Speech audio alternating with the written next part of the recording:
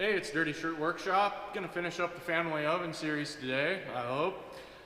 First thing was a little bit of shop Tetris. So the furnace, the Longwood furnace, the door used to point that way for loading it. But with where I wanted to place this oven, I wanted to put it out here in the main aisle so that if I want to put something heavy in here, I can use a hoist or the forks on the skid steer or something to load the oven. So putting it on this side, which it's got to go on the back of the oven because I got the smoker on that side and the reclaimer rod and the fan over here, it's got to be on the back. That would have placed the oven over here and I only would have had about maybe 7-8 feet to the wall to access the door, and I didn't want to do that. So this setup's going to work real good. Got a nice clear aisle here. When I'm using the oven, my little LP tank can just sit right here out of the way under everything, so that's going to work good. I will need to run my power. I just had my cord for the furnace running under a piece of C-channel. I'll keep doing that, but I'm going to need more outlets here now because before I had just the oven or the furnace and the hydraulic press. Now I got the oven, I got 3 outlets, there's only 2 plugs. So I'll make a extension cord with a bunch of ends on it. I got a bunch of ends laying around from using cords for machine tools, cut them off. The chimney is gonna be leaning a little bit to that way because I wanted to push it back where the oven is not in the main aisle so I don't catch it with, if I'm driving the backhoe in and out here, which I almost never do, but sometimes I do. I wanted to try to keep the aisle as clear as I could. I run the truck through here mostly. I've got the top mocked up here with the discharge from the oven. Gonna come across into the chimney here with this T. So what I'm gonna do next, I'm gonna mark this T where I need to cut it off for my stack out of the furnace. I'm gonna take all this apart, get that fit together. I do need a little extension for this elbow into the smoker. I think the cutoff from this elbow is gonna be right for that. The other thing I need to do yet is screw the furnace down to the floor again. So I'll back the oven out of here, drill my holes and screw it down.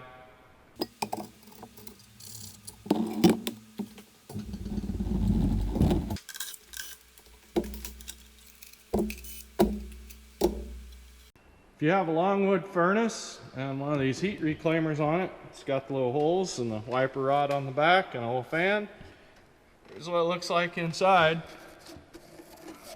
This is Inconel tubes probably. They could be steel, but I doubt it.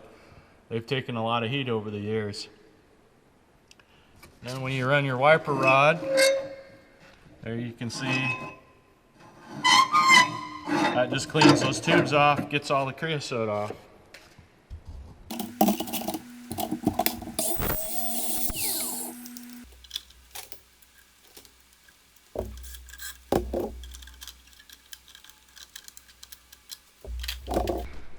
These T's fit a little tight, so I'm gonna try my crimper tool. It's just got teeth on it. Make the crimps a little bigger, which will make this a little bit smaller in diameter, so it'll be easier to fit in there.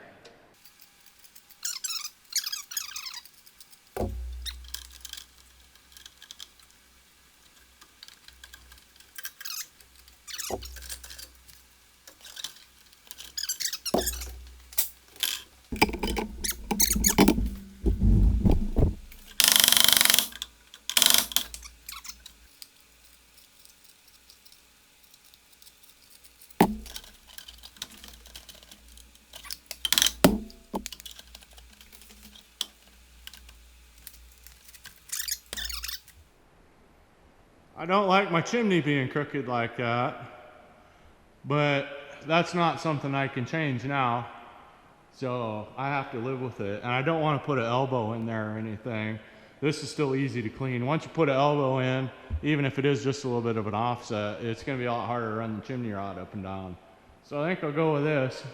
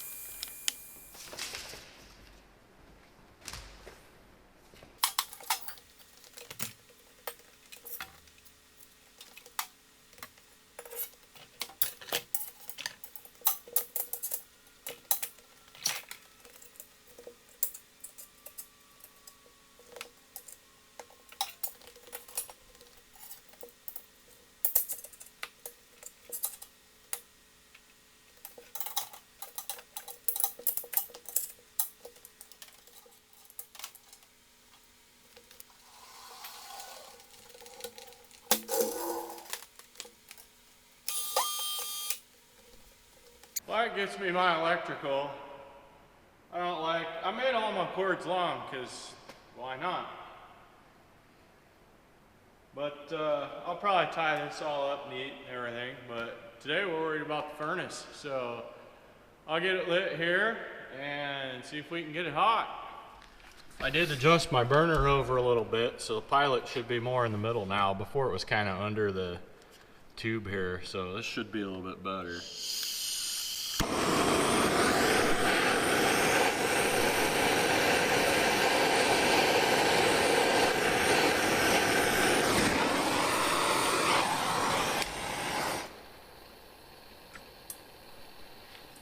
So after testing this last time, it became pretty clear how this is meant to run. So right now, the fire door to the oven is closed, so it's just open, running straight up the stack here. Yeah, this is even getting warm already. And then all you do, you close your door, turn the fan on when you run your burner. So now it's going to be cycling the heat through the oven and out, instead of just in the firebox. And that's what you do. There's nothing else fancy about this. You close this and your fire starts going crazy, so you gotta have it open. And if you have the fan off, well, the fire still works, but it gets kind of iffy and it kind of comes out into the shop again. So yeah, it wants the fan.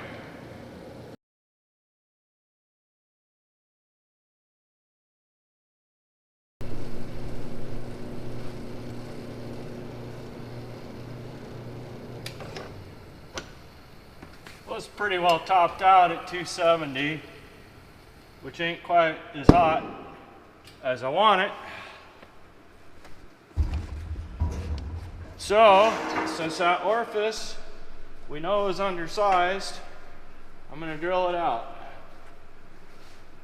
I'm wearing my welding gloves because everything's hot. I also was getting a little bit of propane exhaust into the shop here. I figured out it was flowing through the Longwood and coming out, so I had to turn on the thermostat to push air and put pressure on that side. Yeah, I'm sure it's just because it's so hot out. It's almost 100 out there today. It's having trouble getting flow up the stack the way it ought to, and with this fan, it's going to push into the shop. You really shouldn't combine chimneys like this, but I really don't want to drill another hole in the roof either, so this is what I'm doing. But I guess that's one of the unforeseen reasons why you wouldn't want to do it.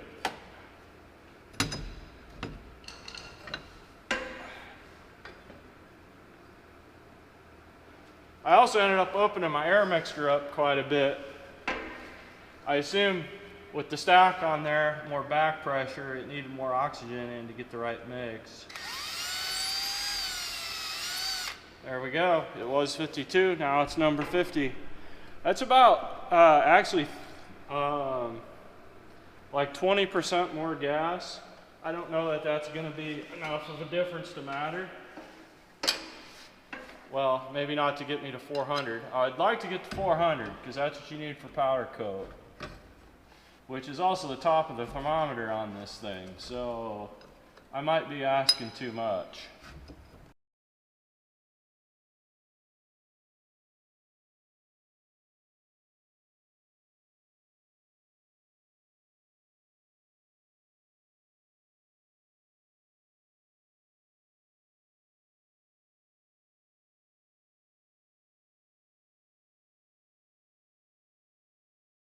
So we got 400. I ended up drilling to a number 44 drill bit. So the 50, which is the right cross reference for the 120 that was in it for natural gas, I went 50 for propane. That's just too small. So 44, that's giving me enough. The thermostat control here, it does change the flame a little bit, but I can't really get real adjustment on it. Again, I normally want this 400 in this anyway. So what I'm going to do now, I'm going to shut off the blower so it doesn't suck cold air in. I'm going to check the inside temperature. because this thermometer is recessed into the side here so you don't smash it. So it could read a little warmer or a little cooler. 407. I'd say it's about all right. Ooh, buddy. Flame's going wrong place there. All right, let's shut this down. Oh, I found one thing with this. If I leave the gas on and just shut off the tank, it pops because the gas in here is aerated.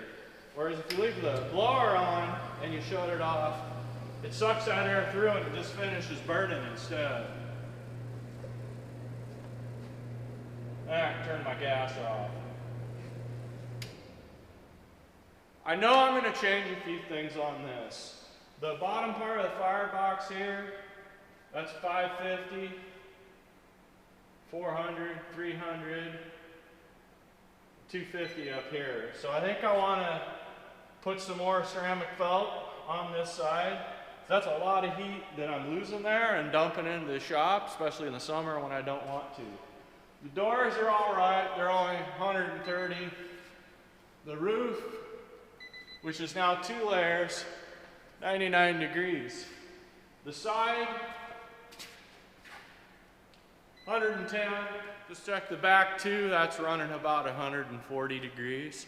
So I'm losing quite a bit of heat in the shop, especially with the side of this firebox, getting up to 550. I'm out of ceramic felt, I'm gonna order some more. I'm definitely gonna wrap this tube because there's no sense in letting heat out there. It's not doing any use. But I'll probably figure out a way to seal up some of the side, at least this high where the fire is. Up here is all the fan and the inside air, so it's not near as hot as the firebox.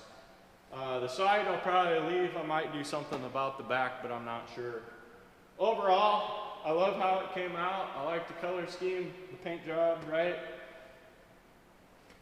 And where it's placed, I think this is going to work real good. I'm looking forward to doing some powder coating in here. I got to order some gear, and I got a project in mind that'll be coming up pretty soon. And we'll see how this is actually going to work for me. Thanks for watching.